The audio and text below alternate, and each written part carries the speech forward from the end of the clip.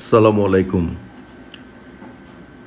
আজকে আমি আলোচনা করব চা গাছে কীটনাশক কিভাবে স্প্রে করতে হবে, চায়ের সেমিলুপারের আক্রমণ এবং তার ক্ষতির এবং সেই সঙ্গে তার প্রতিকারের একটা ভিডিও আমি শেয়ার করেছিলাম দু একদিন আগে। তার সঙ্গে মিল রেখে আজকে চা বাগানে কিভাবে কীটনাশক কী পদ্ধতিতে কার্যকরভাবে স্প্রে করবেন সেটার চেষ্টা করছি। স্প্রেয়ারের ভিতরে প্রেশার ঠিক রাখতে হবে, ঠিক মাপের নজল ব্যবহার করতে হবে এবং চা গাছের উপরে স্প্রে নজলের উচ্চতাটা ঠিক কতটা হবে সেটা হিসেব করে স্প্রে করলে সর্বাধিক ফলাফল পাওয়া যায়।